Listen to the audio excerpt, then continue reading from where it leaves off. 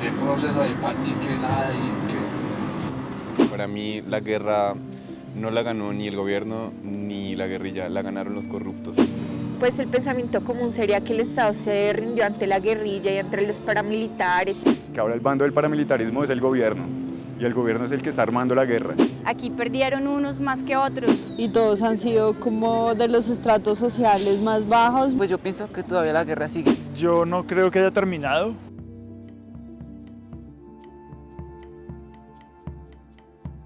Río Sucio era alegre, divertido, era la ciudad.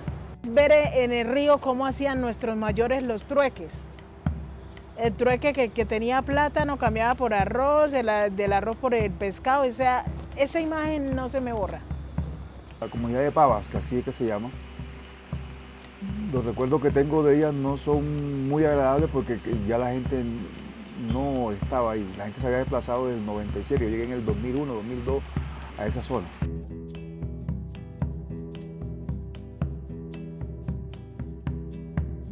Soy Magdalena Calle, nací en el municipio de Yarumal.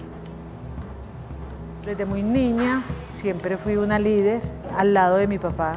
Aprendí el liderazgo político y al lado de mi mamá los valores sociales y familiares.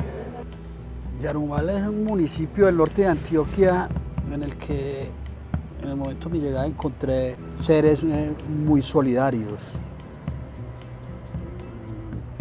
muy religiosos, muy católicos. Al fin y al cabo un pueblo con un clima tan frío, la gente es más dada a ser mucho más conservadora y mucha más arraigada a sus tradiciones y a sus costumbres, pero de gente muy emprendedora y con el propósito de sacar su municipio adelante. Bueno, el barrio La Chinita, antes de la verbena, era un barrio alegre. De hecho, donde los vecinos nos cuidaban, nos decían, las casas a veces no tenían ni puerta, tenían unas tablas ahí. Entonces yo salía y me iba iba a llegar mañana y yo le decía a la vecina, me cuida ahí, vecina, está pendiente de mi casa. Era así, de confianza, había confianza. Hacíamos sancocho porque este barrio lo construimos fue así, haciendo convites, llamábamos nosotros. Bueno, Montes de María siempre se caracterizó porque dentro de sí tenía una comunidad muy arraigada al territorio, una comunidad campesina muy auténtica. Quizás la mayor característica de la gente de los Montes de María era su cultura, su apego a los valores de sus ancestros, su música, su poesía, su arte, su espontaneidad, su trabajo laborioso, su deseo de estar en la tierra y con la naturaleza. Entre las 11, 12 de la noche, esta persona entra y me coloca un revólver en la cabeza y me dice, no te muevas, si te mueves le puedo hacer algo a tus hermanos. Esta persona abusa de mí y fue un cambio como, no sé, como entre la vida y la muerte, más o menos, que uno ve que, o sea, de repente todo es alegría y de repente todo es oscuridad y todo es sufrimiento, estrés, lágrima, soledad. Entonces, hablando con Yolanda, uno entiende realmente toda la situación que se dio en ese territorio y que muchas de las familias de personas que eran niños en ese tiempo nunca más volvieron a un territorio, no han vuelto. Yo creo que queda claro una vez más que esta guerra no la inventamos nosotros, nos metieron en ella. Pasé de tener esa imagen de que eran común y corriente, que pasaban por ahí simplemente que tenían armas, pero que no se metían con nosotros, a saber que tenían armas, pero también saber que te podían hacer otros daños, ¿cierto? Entonces era el temor y yo cuando los veía lo que hacía era esconderme, ¿no? Porque me daba mucho miedo. Bueno, hay distintas huellas que impregnan, que se quedan en el corazón de un militar. La primera huella es la de sus hombres, mis hombres que sufrieron los rigores de las minas antipersonas. Sacábamos hombres desmembrados, sin piernas, sin brazos, sin testículos, sin ojos, con sus rostros llenos de perdigones, sus espaldas, su cuerpo. Esas huellas quedaron fijas en las mentes de las esposas, de los suboficiales, de los infantes, de los oficiales que estaban bajo mi mando. Pero también hay otras huellas, las huellas que encontraba uno en las gentes que habían vivido las masacres, las huellas de las madres, de las víctimas, de las autodefensas y de la misma guerrilla.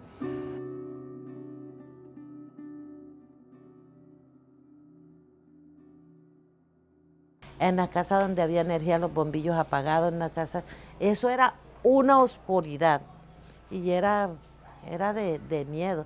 Y uno se asomaba por ahí a ver que cuando uno escuchaba a alguien que pasaba, medio se asomaba a ver si era alguien que venía a matarnos otra vez. Me casé, tuve 3 hijos y en el año 1997 mi esposo fue desaparecido. Él afectó en Yarumal 29 familias y de esas 29 familias afectadas estamos 100 víctimas indirectas.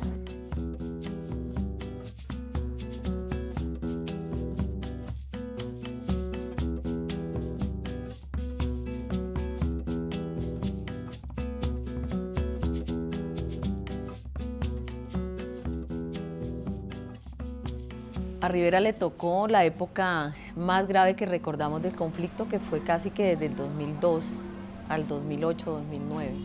A nosotros nos tocó en el 2006. Ellos dejan una camioneta blanca de Platón estacionada aquí a la entrada e ingresan por acá. Estaban en la sesión del consejo y ese día habían decidido venir aquí a Los Gabrieles. Aquí, en el Salón de la Paloma Torcaz, estaban ellos sesionando y es en el sitio donde les asesinan.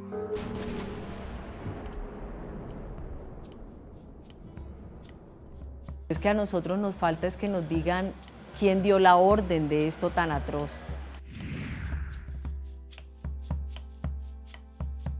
15 años de no ver un campamento. Sí. Entonces aquí han venido hasta los mandos de fuerzas militares, de generales, a conocer el campamento.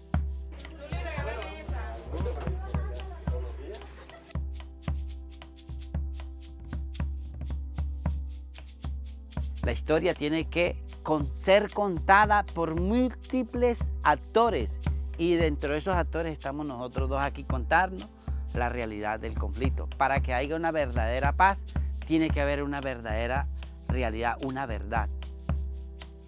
El momento más crítico o más duro dentro de este proceso es estar frente a la víctima. Porque la víctima siempre quiere la verdad, no quiere otra cosa, es la verdad. ¿Qué dijo su hijo en el momento que lo mataron? ¿Cómo lo mataron? Ellos quieren detalle. Y cuando tú tienes respuesta y la das, y ves que la víctima se desmorona o se quiebra y llora por el dolor, uno se quiebra mucho más. Que nos griten barbaries, infurias, porque para eso es. Y decir la verdad con humildad, sí la cagamos, sí la embarramos, cometimos.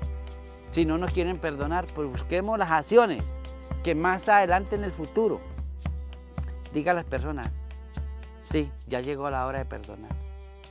La verdadera justicia consiste en eso, en aceptar mis errores, reconocer mis errores, repararlos, enmendarlos y bueno, cambiar de vida.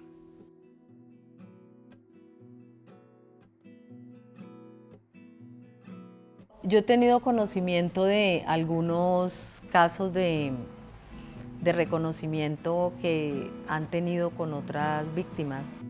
Les ha faltado humildad y respeto en realidad por las víctimas, en cuanto a la expresión corporal y a la expresión vocal también. A mí me sorprendió mucho, lo digo a título personal, cuando veo entrar, yo no la conocía, nunca la había visto, con tacones y vestido rojo en un acto de dolor en el que estábamos, porque ver yo desde la noche anterior que llegaron a Bogotá las familias en esta tristeza tan grande, reviviendo otra vez todo lo que le había pasado a sus familiares, y con esta expectativa de sentarse frente a dos responsables que, pues, si no eran ellos, eran delegados responsables de las FARC para decirles: aquí estamos y estamos decididos a colaborar, y sentimos dolor y vergüenza y queremos pedir perdón algún día de otra manera con ustedes. Se convirtió casi que en un chiste, porque ver uno en este momento, todas las señoras, sin ponerse de acuerdo, llegaron de blanco. Las familias llegaron de blanco porque yo creo que ellas volvieron a vivir este trance de luto, de pérdida de sus seres queridos. Y ver entrar de una manera tan alborotada a Sandra, la delegada de las FARC, fue para nosotros, que ya hoy nos reímos contándonos, porque cuando nos acordamos nos causa hasta risa, pero fue decepcionante. Yo me vengo a enterar de Pablo Atrato en las noticias, cuando el tema de los acuerdos, ahí fue que supe quién era. Adivina cuál fue la sorpresa mía cuando yo vi las noticias y dijeron que él era un jefe de la FARC. Y es que hay un negro también jefe de la FARC. Debe ser engreído, debe ser antipático, debe creer, pues, que es el que tiene el poder. Era lo que yo pensaba en mi mente, pues, la noche antes. Pero cuando yo lo vi, que venía ahí todo sorongo, yo, te manqué, hombre, en serio, ese era el que hablaban, que... Nah. Me sorprendió, digamos, el apretón de mano, porque siempre uno aprieta la mano, y cuando uno saluda y aprieta la mano es signo de confianza. Cuando él me saluda y yo le aprieto la mano, él me aprieta la mano, y como que, bueno, sí podemos hablar. Entonces fue algo muy bueno. Sí se conoce la zona y sí conocemos a muchas personas en común. Hay muchos líderes, digamos, que él conoce y que yo conozco y que trabajo con ellos, y que él tiene referencia y conoce de su liderazgo y de su proceso. Si las cosas se siguen dando, si le seguimos apostando a este proceso de paz, de reconciliación, a este proceso en que la paz se construya desde abajo, pero con justicia social, donde la gente vuelva a su territorio, donde la gente, ella va a tener unas posibilidades ciertas de liderazgo y de emprendimiento con la gente. Este aporte de confianza, digamos, que está dando un personaje como Pablo, podemos realmente repensarnos. Sí vale la pena, digamos, yo darme la oportunidad y dar el primer paso de mirar a ver si quiero perdonar, o si no quiero perdonar, pero quiero trabajar de la mano por un bien común. Hoy por hoy he recuperado la humanidad, y esto me ha llevado a entender que las víctimas o las personas que han perdido la vida en este conflicto armado, en su gran mayoría han sido gente inocente. Mientras no haya la entrega de unos restos, y considero que hasta que no haya la entrega de esos restos y que no haya una cristiana sepultura, para mis hijos es muy difícil. Cuando tenemos la oportunidad de entablar un diálogo, de explicarles qué pasó, de pronto, cuando ellos nos permiten contarles quiénes fuimos y que también pasamos por algunas cosas muy dolorosas, entonces ya ahí se va generando una confianza, y ellas van viendo la humanidad que hay en uno. Nosotros estamos escribiendo el libro blanco de Yarumal. Él ahí escribió una página, y en el momento que él entrega la página que escribe, dice: lamento yo haber escrito la página gris en este libro. Hay un arrepentimiento y hay algo de él en resarcir un daño causado. Todo toma tiempo. De pronto las heridas de doña Magdalena no están sanadas todavía. Nosotras las mujeres queremos la paz de nuestro país y queremos construir paz aún con los que nos hicieron daño en un momento. Lo único que nos importa es que no sigan asesinando y que no sigan, que esta guerra se acabe. Y digo, no, que va a venir pastor. que va a venir. Sí, sí va a venir, digo yo. Va a venir mi parcero porque es el compañero con que yo fumaba allá. Como yo fumo, entonces nosotros salíamos a fumar. Pastor, me parece excelente, me parece una gran persona. Hasta tengo afecto hacia él. El histórico barrio obrero, de las jornadas de lucha por la vivienda del pueblo de Urabá, de la gente de aquí en Apartadó, como la recuperación de la dignidad para la vivienda, que era como la consigna de esas épocas.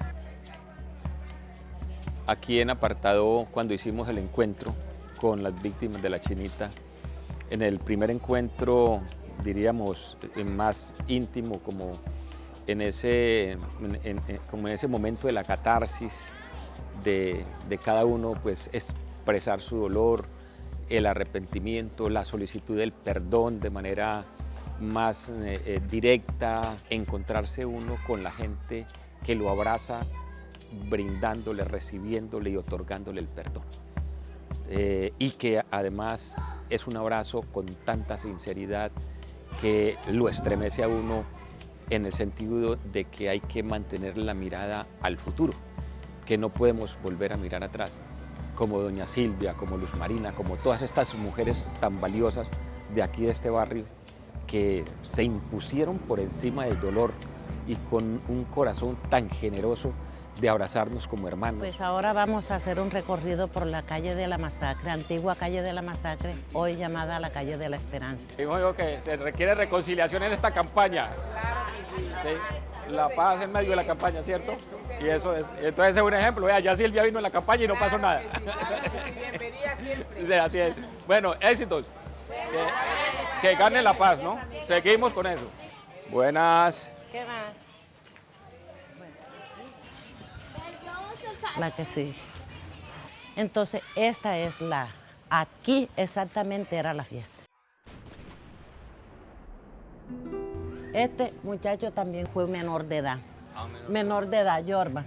Y Alcide, menor de edad, entre los, esos dos, son 3, pero ahora no me acuerdo el otro cuál es. Creo que ese mismo acto ahora de doña Silvia, llegar sin prevenciones, donde está una campaña que no es la de ella y que saben que ella es candidata al consejo, y un saludo de esa manera, esos son actos que emocionan. Yo creo que podemos decir, hombre, se está construyendo paz a pesar de todas las dificultades. Yo creo que en general las experiencias han sido experiencias muy profundas, muy sensibles, que nos han movido mucho. La mayor preocupación tal vez cuando uno está en estos procesos y reconoce el daño que hizo, y cuando realmente está arrepentido por ese daño, es ¿qué le puedo decir yo a una madre, por ejemplo, a la que se le quitó la vida a su hijo? No hay explicación, realmente no hay explicación. A ver, cuando miro a Rodrigo Pérez a los ojos, veo un ser humano, veo una persona que en algún momento nos hizo mucho daño. Pero veo también una persona dispuesta a trabajar por la paz y a resarcir y dignificar la vida de las víctimas.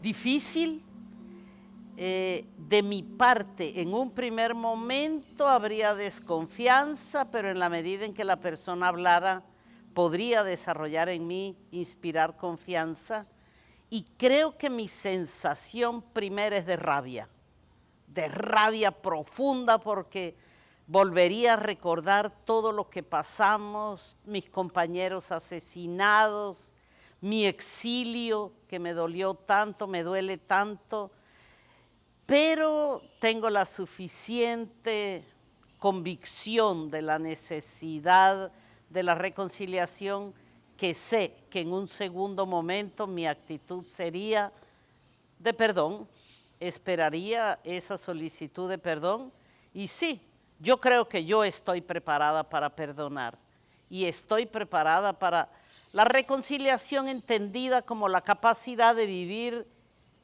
en armonía, compartir espacios, quizá compartir actividades, aunque no pues compartir el festejo de cumpleaños ni la Navidad, Pero sí, yo no tengo dificultad con eso.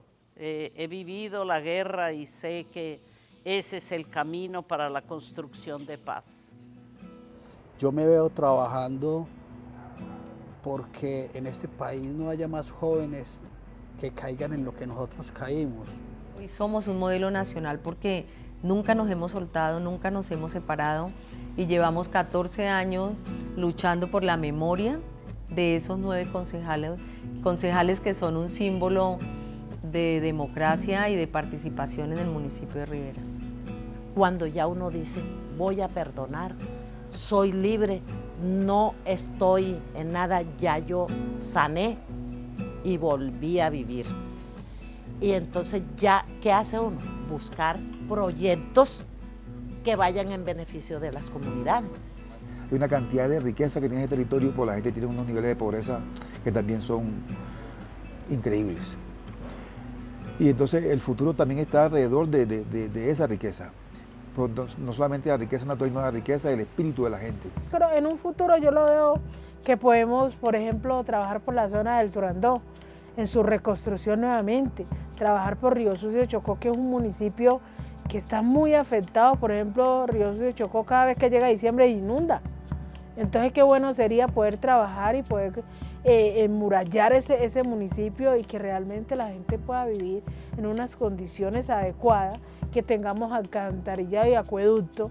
Sería algo maravilloso poder tener aliados y si él en el futuro podría ser un gran aliado en la construcción nuevamente de nuestros territorios. Y por eso tal vez hoy ve uno a la gente con mucho más fuerza desarrollando actos de vida para la paz, mejorando su vivienda, peleando, haciendo la gestión, capacitándose para poder exigir que las ofertas institucionales lleguen a los territorios.